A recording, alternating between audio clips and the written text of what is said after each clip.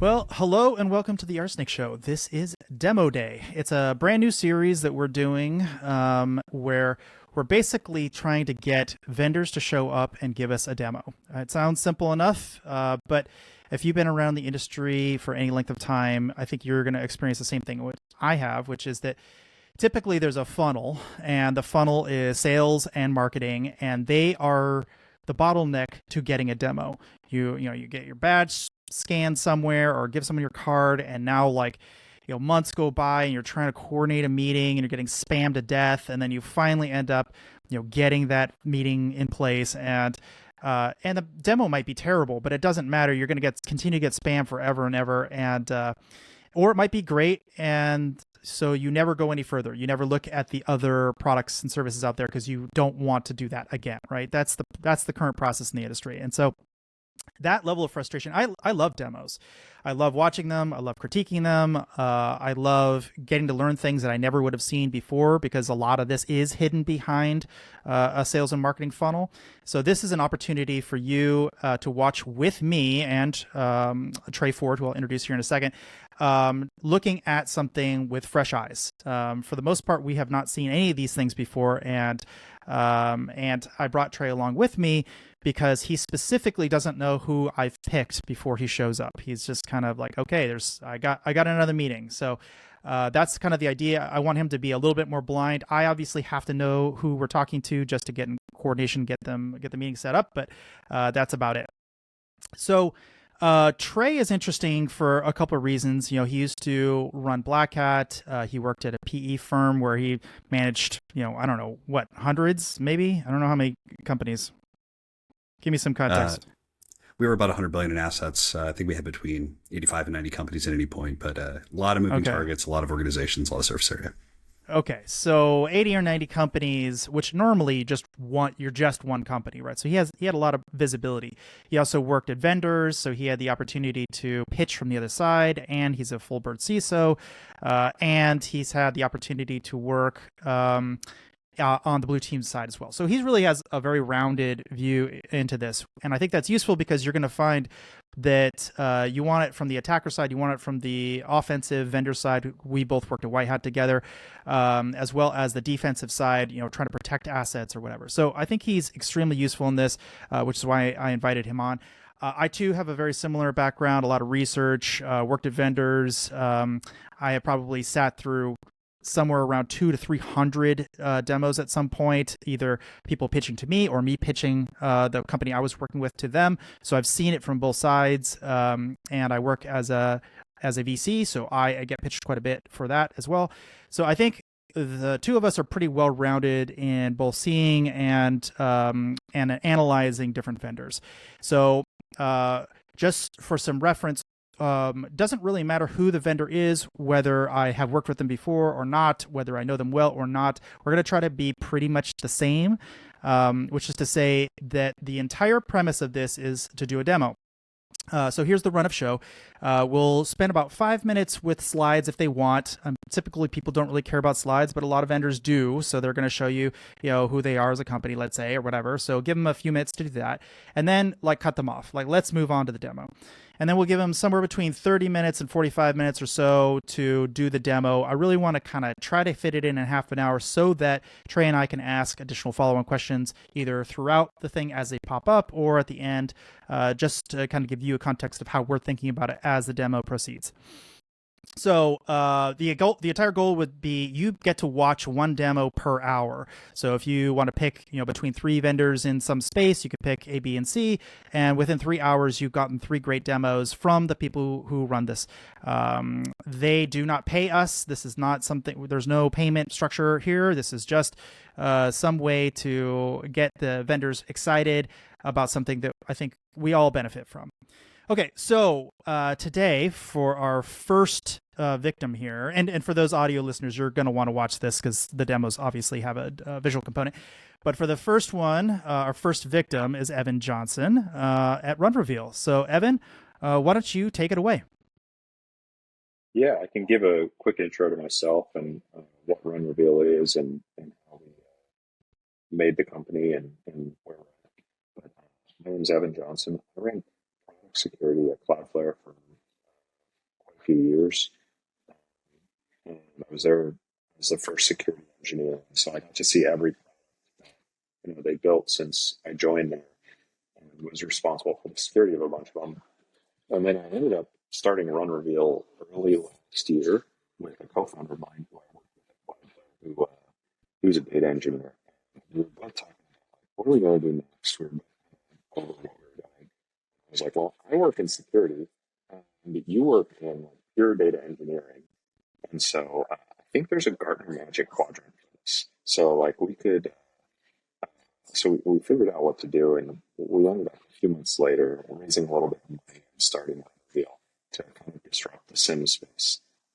And like we hope to like move into other spaces over time, more three-letter acronyms and more magic quadrants. Because at the end of the day, it's all just logs and like telemetry and collecting logs and all these different things. But that's kind of where we're at today. We're it's like we're SIEM, we collect your logs, we help you make sense of them. Really easy to get set up, and really easy to detect bad stuff, build your own detections, monitor your own data. There's like a ton of little features that we've built that I think are disruptive in some way. We'll get into yeah, I mean, RunReveal, we're just trying to be your friendly neighborhood SIEM vendor. People really like to use, people have trouble with getting set up, fair pricing, all that kind of stuff. Great. Well, let's switch to the demo then. Oh, sure, yeah. Let's see if I can share my screen. We probably should have made sure that this is going to work the first time we share my screen. But we It's part of the dance, man. Do it live. Yeah. Get it. Well, I think this is worth mentioning. The demo gods, they are out to get us, so we'll do our best. So I guess life cycle of a log, like you collect logs from all these different things. And so in RunReveal, actually, before you even collect a log, one of the things that you mentioned is like you end up having to ask a salesperson for a demo. You put your name in a form, and then people are like, contacting you for the next 30 years of your life, trying to get you to buy whatever product for the badge that you scanned. And we don't have any of that. So, I mean, we obviously do. We'll do a demo, and we have forms on our website. But you can just sign up and start sending us logs. So the best thing that happens in my day is when I log in, when I wake up in the morning and I see that somebody like logged in, created an account on our website, started sending us their logs, and started using this without ever having to talk to somebody at the company or anything like that. So we have a free tier, and so all of this works without ever having to talk to somebody. Then feel free to cut me off if you have questions or jump in. We've got all of these sources. Yeah, actually, can I stop you right there? Yeah, go for it. So you said you have sort of a self-provisioning model. Is that and a free tier? What exactly does that mean? Like, what do I do? Is there, I just log in, I say, hey, I want to create a new account, and I've got some logs. Do I have to? Is it certain types of logs, or is it volume? Like, what demarcates it from free? Yeah, the big one is my want with the free tier is that people have like low volume, high value log sources. That is the one in Intro, the ones that come to mind first, because identity logs not that big. Even for a 1,000-person company, we're talking about still less than a gig a day, and so we try to make those logs free. And then logs that are like highly probably like logs that an enterprise would have, we tend to give payments. So like if you're sending us CrowdStrike data replicator logs, that's an enterprise source because it's A, they're going to be huge and cost us a ton of money. B, if you're trying to collect those in a centralized place, you're probably like through enterprise. So smaller, high value logs, we're trying to make accessible so that people can detect bad things, figure out what's going on in their like identity sphere, and try the product. And when they do that, there's a is it a type of log that triggers whether it's free or not, or is it the volume? A little of both. So like, Okay.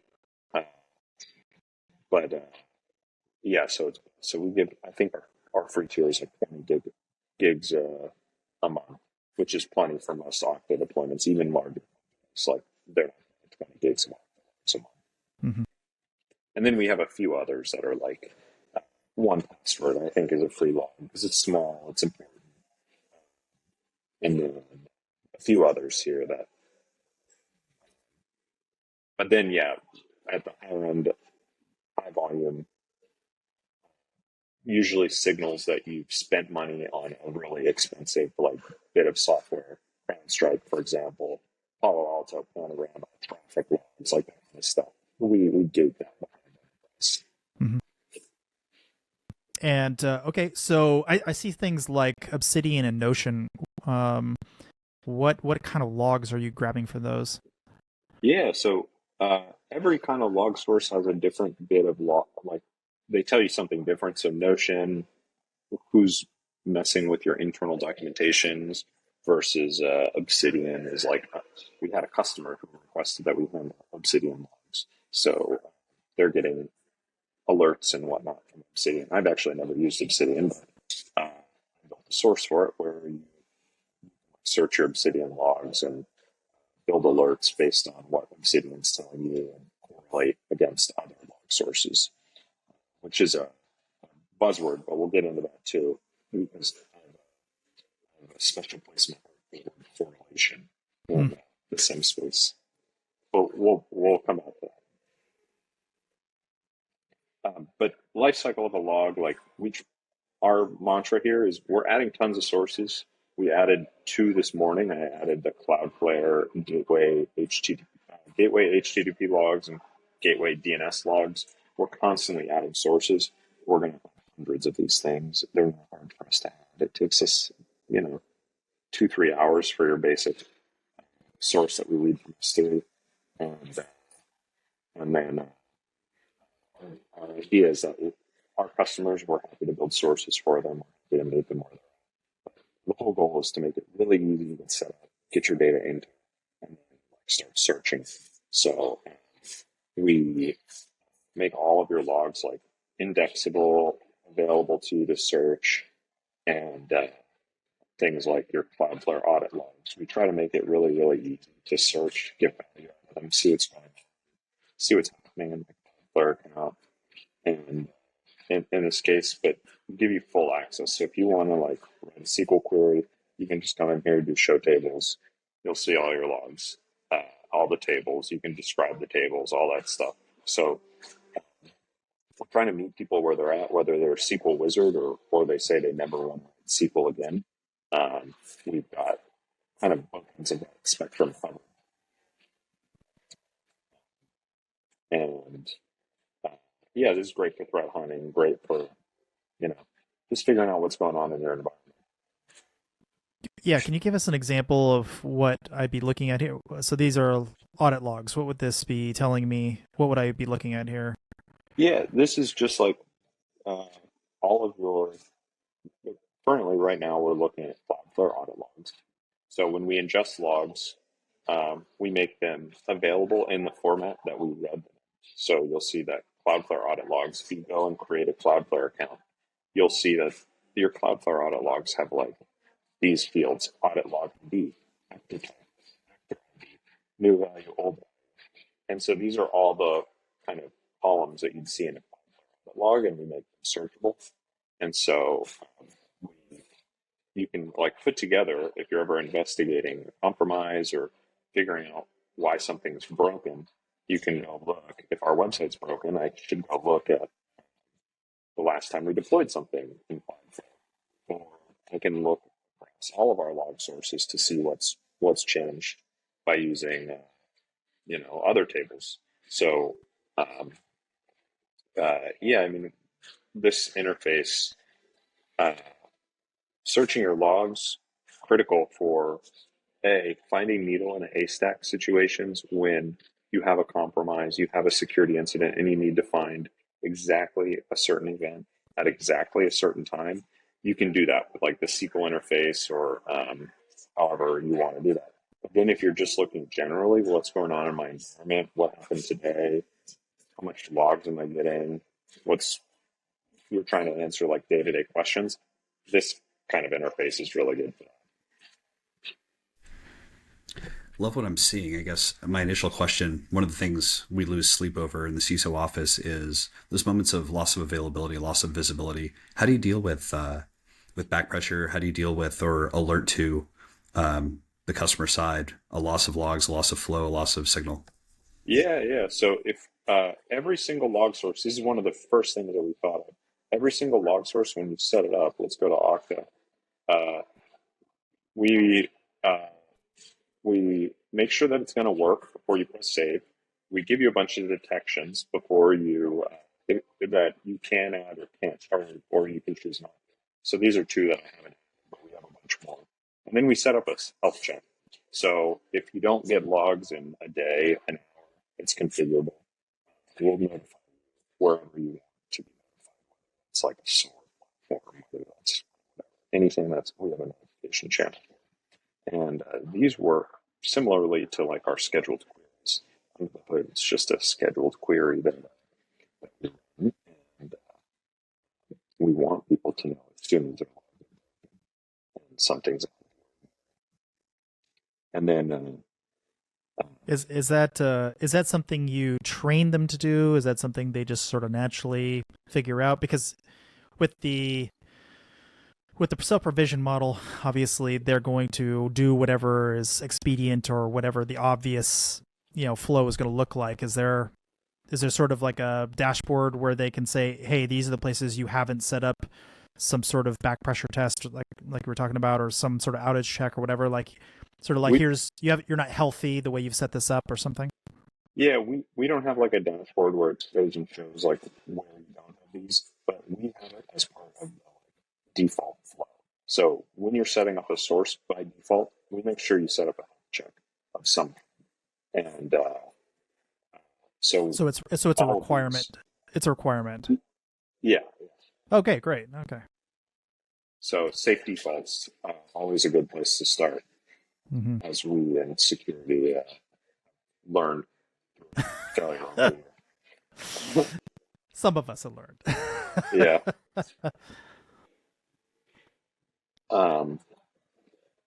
And so that's like our search interface. That's sources. We have a bunch of detections that we give you out of the box, but at the end of the day, there's detections that are scheduled queries and a little bit of, and this is chaos. We have so many detections, but the things to know about our detection platform. One, we try to give you good detections out of the box. We try to support detection as code in the latest and greatest kind of ways that people want to write their detections. And then what's coming down the pipeline is in the next few weeks, we have a stream processing detection framework that's coming. So what we want to enable is, if you have these heavy duty like queries that you want to run on a schedule for your detection, that's great. But also we should be able to pull out a lot of signal directly from the event stream of logs that we're collecting and across all of your log streams.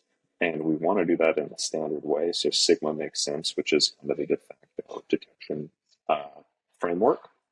And so we'll probably have something in the next 2 weeks here around streaming detections with Sigma. And that's going to be some product changes here where we have detections and scheduled queries versus Sigma. Some decisions to make here. But this is very heavily like improving on a day-to-day basis and getting better. I had a conversation literally last night with somebody who was talking about how once upon a time you used to be able to hire security experts, but now it seems like really what you need it for any major enterprise is you need people who code. Like you can turn people who code into security people, but security people who don't know how to code are becoming less and less useful.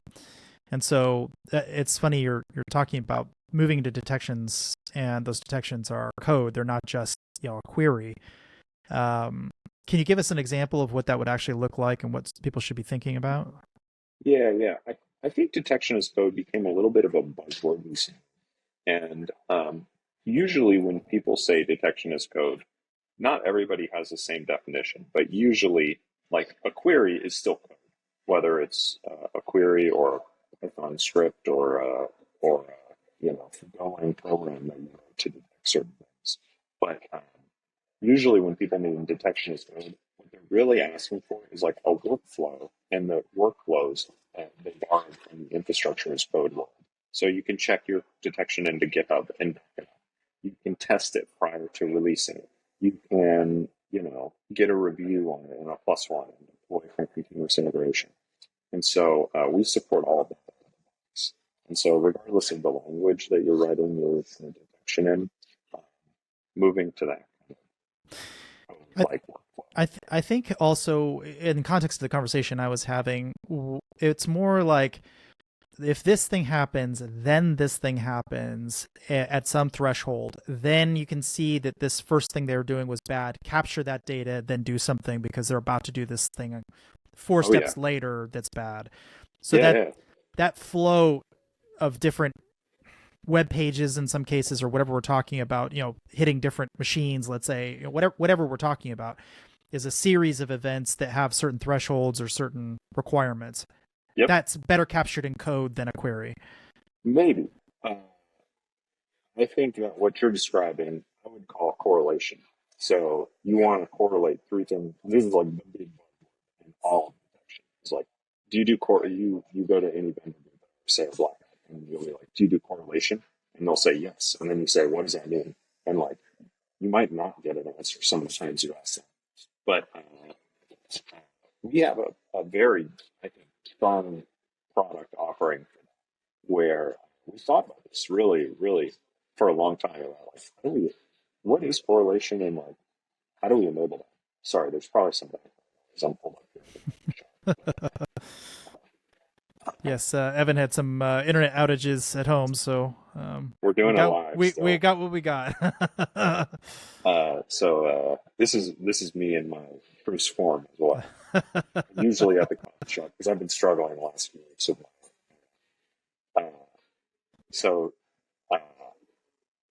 So this thing happens, then this thing happens, then this thing happens. We wrote a whole blog on this, how we do correlation.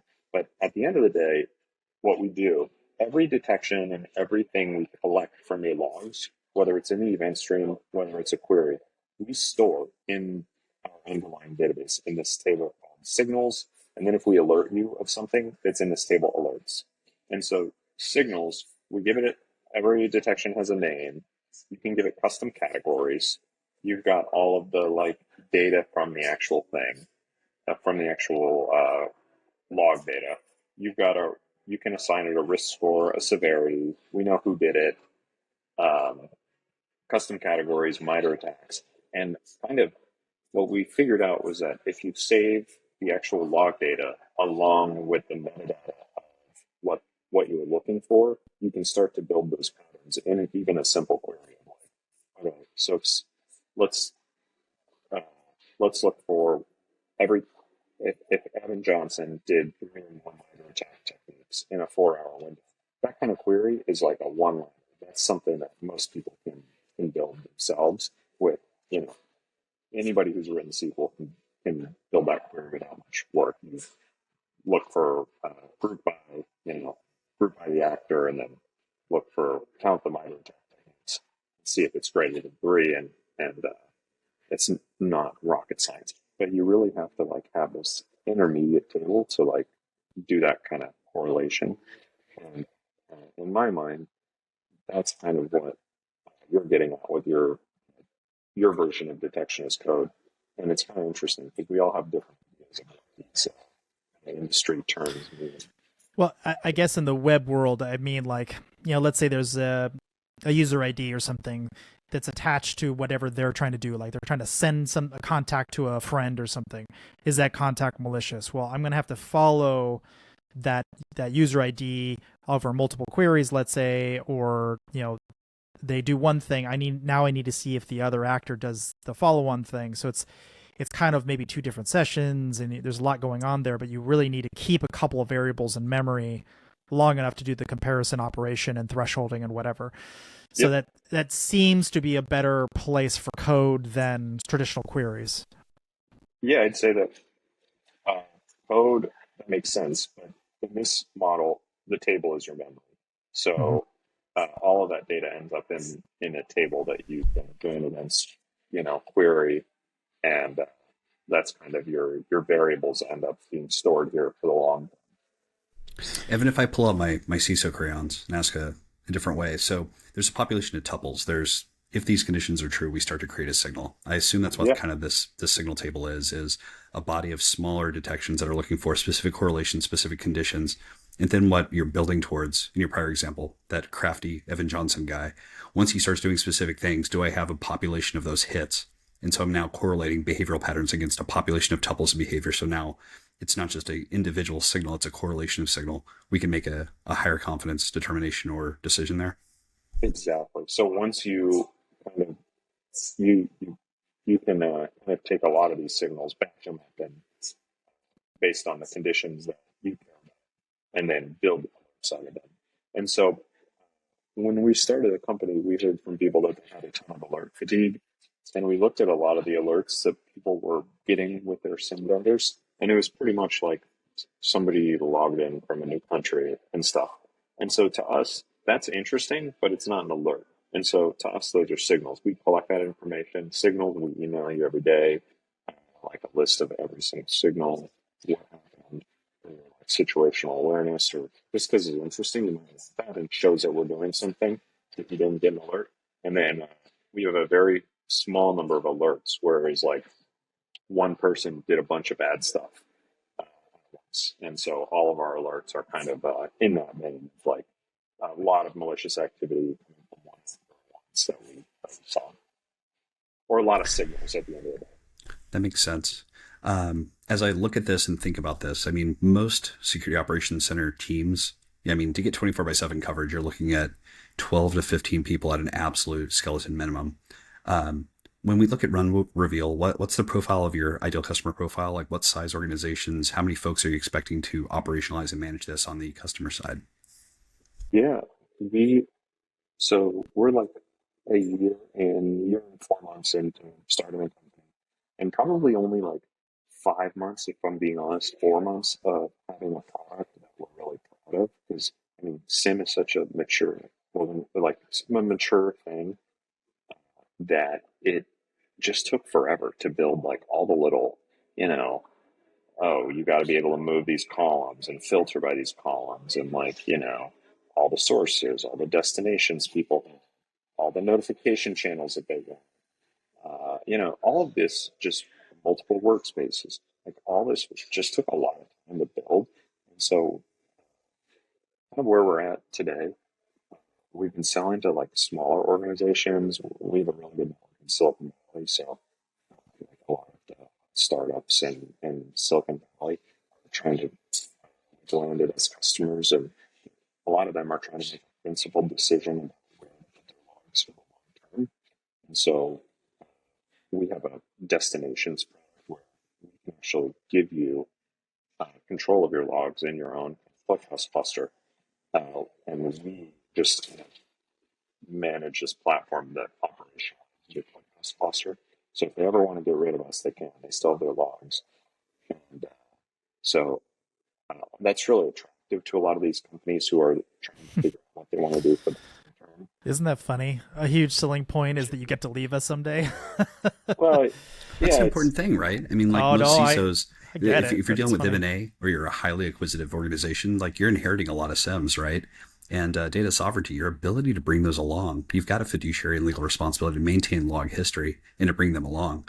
The question then is, can your standardized platform, can it ingest, can it standardize, can it parse and look back into that? So I assume, Evan, you've spent some energy around not only that portability, but the ability to ingest and parse those things. I mean, there's a number of platforms out there that once your logs are in there, I mean, they might give them back to you, but you won't be able to do anything with them. oh yeah, you're renting your logs from them. And for us, you can run your ClickHouse Cluster on-prem. You can run it. My co-founder runs one at his house. He's a data nerd. So we want to enable that. And also, like, if you don't want to click this at all, what we're building towards is that we'll just stream your logs, pull out things from this event stream, like pull out signals from the event stream, and then do all the correlation in our database, but stream your logs to low cost, like blob storage. And then when you actually have an incident, we'll help you re-ingest those logs from the time windows that you're trying to ingest from. So it's all about just meeting people. I mean, SIM is so complicated, and there's also apples to oranges where, Sumo Logic does one thing, Splunk does one thing, Datadog does one thing. Like, they're all kind of different. So we kind of just need a flexible platform where we can kind of do a little bit of everything to kind of solve whatever problem people have. My next question, Evan, was going to get into log history and depth and what that investigation process was. Robert, I stepped on you there. Go ahead and jump in. No, Sorry. well, I was just going to follow on with what you just said. Is you said whatever problem they have. What problem are you finding when you're talking to customers? They're just like, this is, you guys are perfect at. Like, what are they contacting you for? Oh, a lot of it is like, you need a SIM for the long term. Our initial tranche of customers, like Silicon Valley, small security team, no SOC. We're like slowly moving up market, and so. Usually I describe it as like less than 1,000 people, has a security team, doesn't have SOC, is like our ideal customer profile right now. And we're starting to get more enterprisey. But the thing that people really want us for is like, I've got security logs. I really care about security. I need to build detections that are specific to my environment. I need to make a principled decision for the long term where like I can keep my logs, data sovereignty issues. Maybe they're really paranoid for some reason because they high security requirements, and so they don't want to ship their logs somewhere else to like a cloud platform or something. So usually it's like people who are doing their own custom detections, small engineering teams of like highly, really talented security engineers. Gotcha. Go ahead, Trey. Yeah, so you mentioned something a moment ago that I think was interesting, Evan. So you're doing a lot of your detections, your signal processing on the stream. And then when you have a hit, something you want to investigate, a meaningful, juicy alert, you said that you help the organization load back up and investigate those logs. Can you talk us through what that experience is like? I mean, I know that going back in time, lifting old log stores can be expensive depending on how much you're parsing, how much history there is. So I guess that'll go in two directions. Talk me through that experience. And then the other side is talk to me about the depth and storage history and how far back you can go, what the costs or impacts of that look like. You're on mute, Evan. By default, thank you. By default, when you like start sending us logs, we store it in, don't stream it to a bucket. But we're starting to work on this workflow. It doesn't exist yet today, but we started it where today you can sign up, you can, onboard, give us a bucket ARN, and we'll stream your logs to a bucket and make them, enrich them, and like format them in a nice format with all the enrichments in a standard format.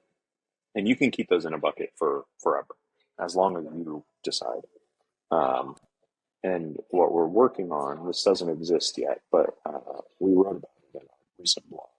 What we're working on is what if we could do the stream and then stream processing, pull out the signals, and just not store the logs in our database or your database, just stream it to a bucket.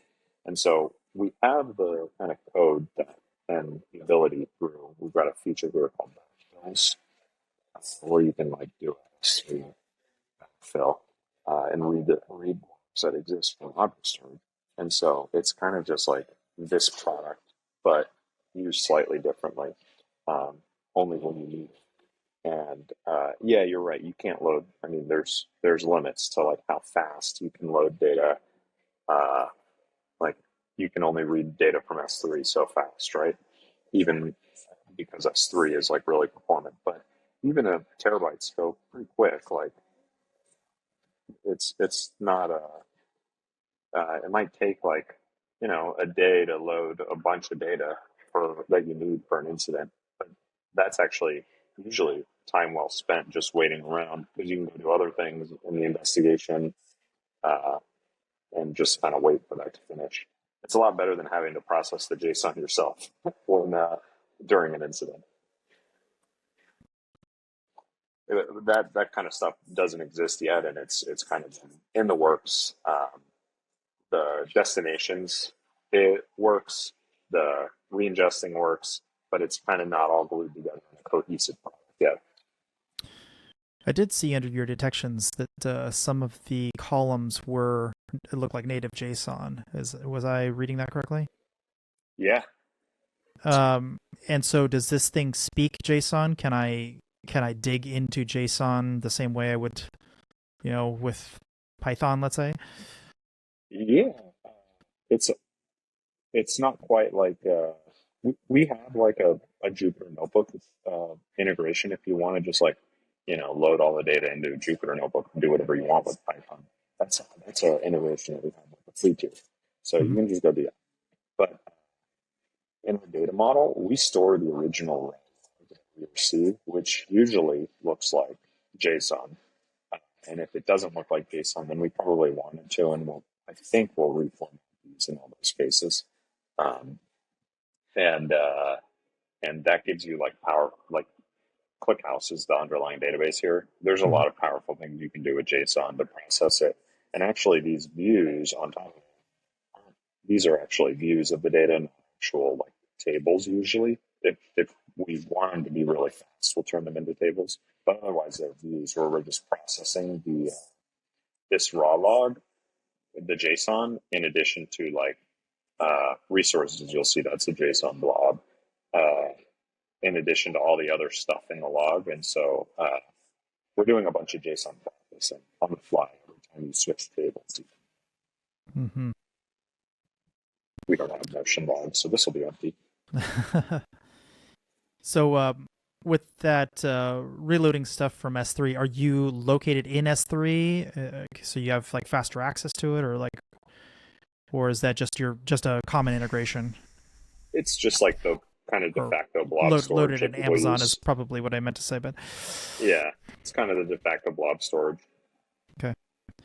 I have seen integrations like that be very slow depending on the situation.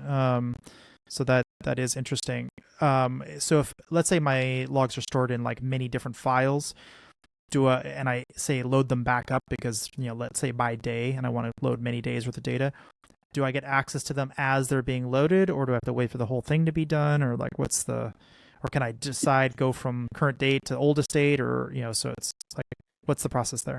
Yeah, so when we write things to a destination, keep in mind the whole thing, as I was saying, isn't fully productized. The kind of reloading data is, the destinations is, but as a cohesive stream this and then only load it when I need it. That's it.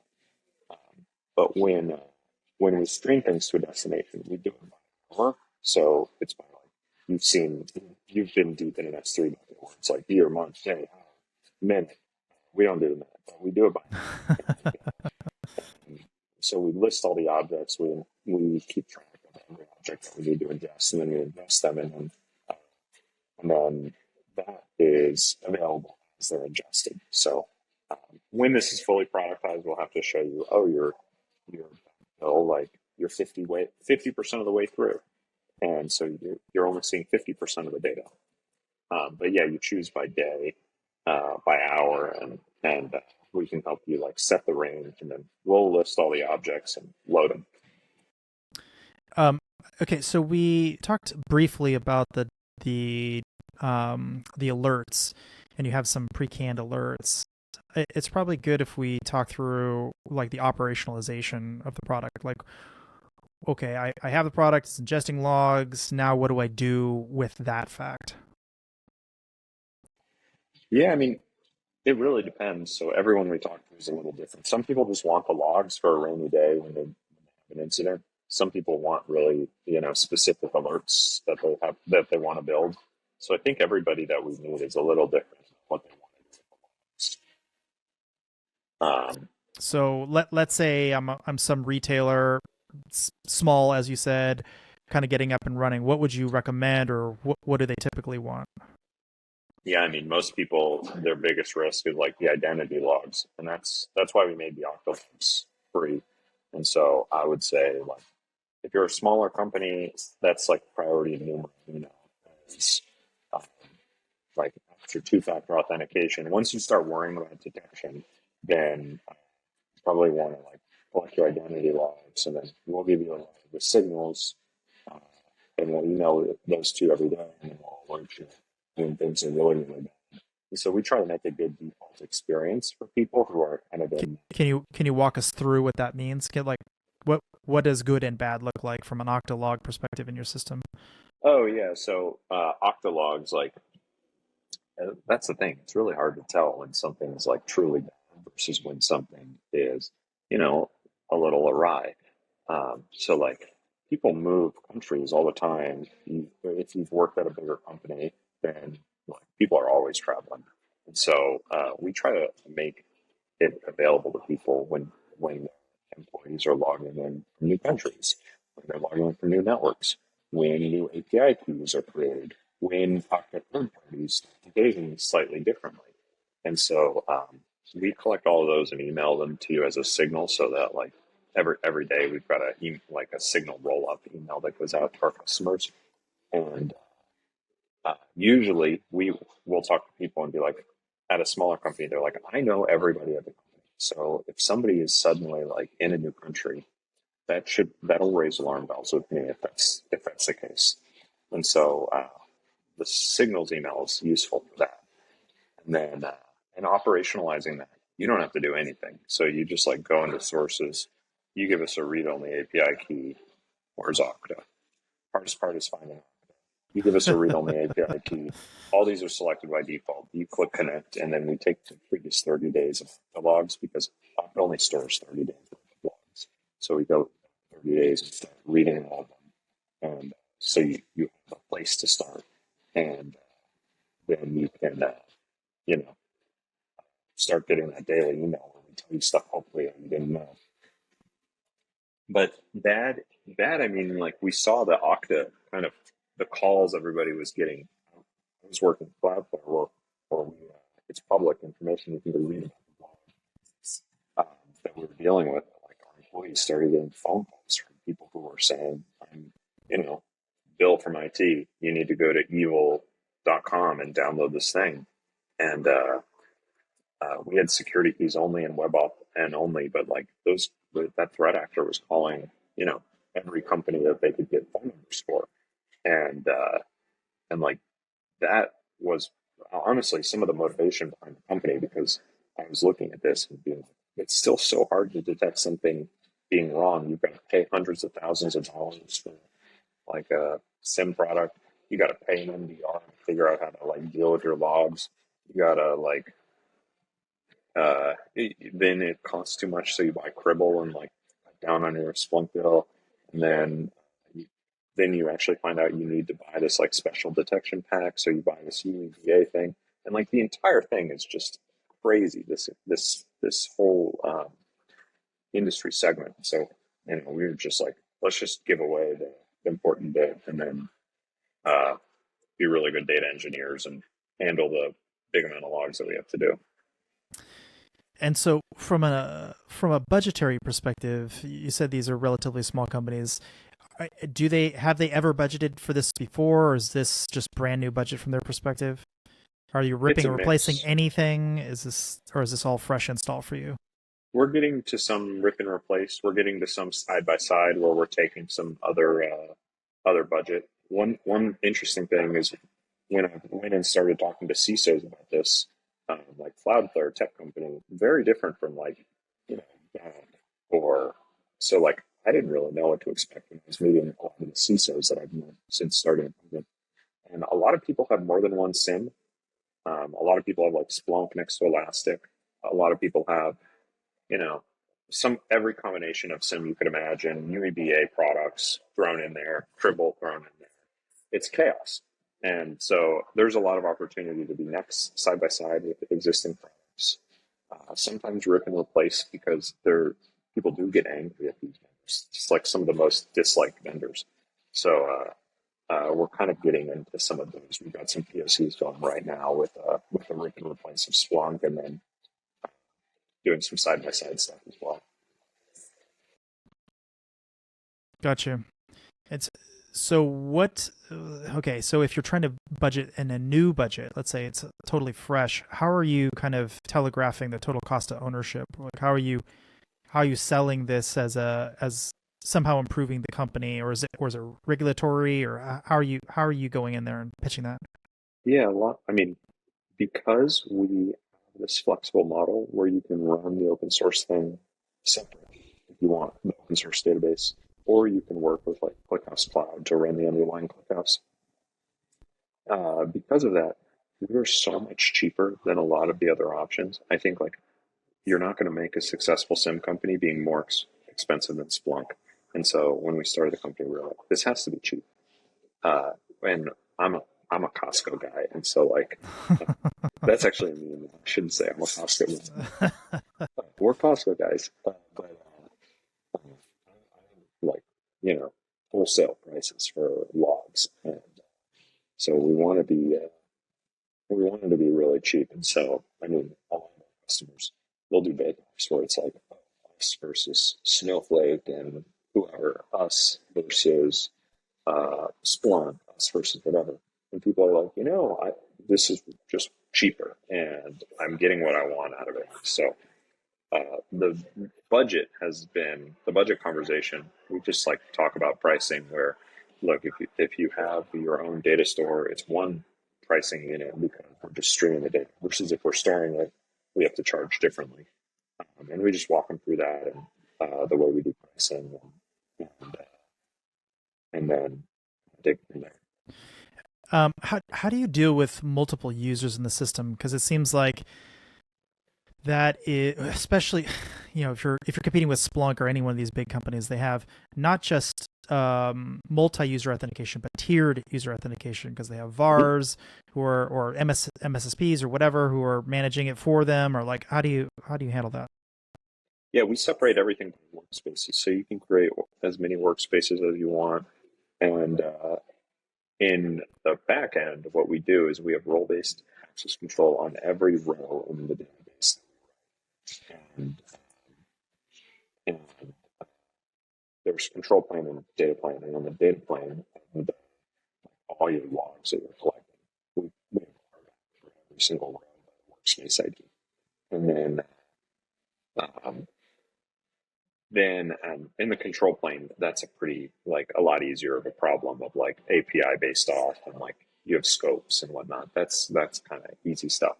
But yeah, we separate it by workspace. So if you're a VAR or something and you say, I've got 50 customers and all their logs need to be separate, then you can run your own database. You can like sign up on ClickHouse Cloud with a credit card, and then we can stream the logs to your database. You can, and all your customers will be separate workspace if you just create a separate workspace for each one. Gotcha. Go ahead, Trey. Let's look at something. I was going to ask if you could take us into some of the dashboarding and the alerting. Some of the SIMs I've worked with, they have this notion of those alerts and those queries being tied to the user. And so if you offboard, let's say Robert, he's our weapon. He's the guy that does all the engineering, all the alerting detections, all that kind of stuff. If he gets offboarded, if he leaves, all the work that he'd done is orphaned, and we either have to do some fancy wizardry to treat Robert's account now as a service account, or we have to re-engineer, recreate all that work. How do you think about that? How do you approach that? What does that process look like on your side? Yeah, there's probably three things I'll cover. One, I'll start with the easy one, which is dashboarding. This is about as advanced with the dashboarding as we have built. So this is basically showing you the things that we collect in the underlying database. So like if something goes wrong, numbers of signal that we've seen, like how much data you're getting from each log source. And our approach to this, since we're data engineers, like systems engineers, has been like, we integrate with all of these great dashboarding software. So if you want to like make Jupyter notebooks, if you want to run Grafana, we're in the Grafana store as a Grafana plugin. That's all really easy to set up, and you can build. So dashboarding, that's one thing. Detections are owned by the workspace. We have no notion of the user. Everything that you see in the platform is associated with the workspace that it belongs to. And then along with like we've got like API tokens, and so these tokens have scopes as well. So these are all admin tokens, and then you can see I was doing some testing here. This one just named name, so this is a test credential. I need to clean this up, but all these can have scopes and are separate from the user as well. And to Trey's point there, in the opposite direction, if someone messes up or gets disgruntled or whatever, is there a backup of these where I can go back and find the ones that have been deleted or modified? The API tokens? The detections, that's for detections. That's a big selling point with detection as code. Like all of that should be in Git history. Like let you check it in all in as YAML or as SQL files or Sigma rules. In the next 2 weeks, you'll see our blog go out. Hopefully in the next week, I'm going to really push for it to be during blackout.com. But so all the detections are like, if you're disgruntled and delete it, like somebody's got the repo somewhere. You should have a whole Git history of it. Yeah, that's good.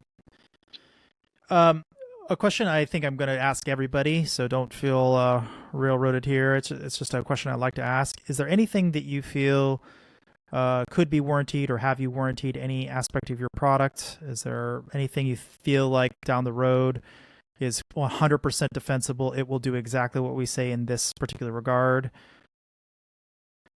Sorry, what was the word you used? Warranted? Warranted, yeah. Warranted. Oh, anybody can go create an account, start sending us logs. No problem. Like, you could go create an account right now, use your G Suite, and you'll see like the source and like. What I meant by warranted is it like money back warranty or whatever. It's it works exactly the way I describe it in this particular way. Like your car has a manufacturer warranty, your TV has a warranty. Is there anything about your product that you think you could absolutely definitively say, like, it works so well, we'd put our money behind this feature or product set or whatever? Kind of everything. And when you work with a startup, like a lot of times you don't pay until it works for you. And so like we worked with companies for like 6 or 7 months before they paid us a dime because the product just wasn't there. And so like less of a warranty, but more like nobody's going to buy our product at the stage we're at until it's working for them. And so if somebody hates us, I'll give them the money. Usually the contracts are at a startup stage, unless it's like one big bank. And we want all of our money back. We don't have any of those customers. So, yeah, I'm less concerned about liking it. I mean, that's subjective, but like, a firewall should stop packets if I say the packet shouldn't go through, for instance. You should be able to warranty that, as an example. I don't like it. I feel like the question doesn't make a ton of sense because all this stuff is in. Maybe other future guests will disagree, but like, I mean, like we collect logs. If we don't collect logs, like you're not going to pay us to do it, and so I guess like. Well, that could be it right there. That literally could be it. That could be right there. It's really easy to collect the logs. If the logs don't flow, you get your money back, something like that. If the logs don't flow, money back guarantee for sure. Awesome. Okay, so any roadmap stuff that we didn't cover that you think would be super useful for the listeners? Yeah, I mean, this is a really exciting time for us because we've been at it and we have like the initial like we've been at it for like a year and 4 months, I was saying. And so like the outline of the product is there and customers are betting on us. And there's like a few big things that we have over the next, over this quarter so that will be done by this end of this quarter, which is like Sigma detections in the event stream. Enrichments, which is just starting. We just had somebody yesterday who's going to be working on that. And those are two areas that will be really impactful. So being able to take the entire breadth of the Sigma rules from the community that the community's written over the years, stream, I think that's really powerful. And then the other is enrichments. Like that's just something that's hard to do, and there's not a lot of tooling to do it. In the SaaS context, I think RunReveal's really the only one, and so we're going to make that a lot easier too. Great. Well, Trey, any final statements or thoughts? No, I'm excited to see something disruptive, specifically targeting the SMB. This is a space that, frankly, it's an expensive place to play. The DIY for logging is fraught with pain. There's a number of folks playing with a number of open source toys that don't scale. There's certain single point of failure with the engineers that own those pet projects. And to see something durable, something that's prepared to scale, something that's got a distributed architecture, I like where you're going. I'm excited for you. Yeah, thanks. There's still a lot of work left to do, but we've come a long way, and things are going really well for us. And work with customers who have like really specific needs. And so, if anybody's watching, also would love to hear from people, even if they're not interested in the product, if they just like the space and think that they have an interesting setup. I love learning about different SIEM deployments because I've come to the conclusion that no two are the same at any two companies. It's always like just chaotic. And so it's been really fun for me to learn. So I'm always looking for that. Okay, Evan, where do people find you and the company? Yeah, runreveal.com. I'm Evan at RunReveal. I'm also on Twitter, which I usually just post random like memes and stuff. I'm not used to just do security content, but security Twitter's dead. EJCX _ on Twitter. All right. Well, Evan, thank you for being our guinea pig. I think it went really well. I really appreciate it, man. Thank you so much. Thanks for having me. Sorry about all the background noise. No problem. Thanks, everybody.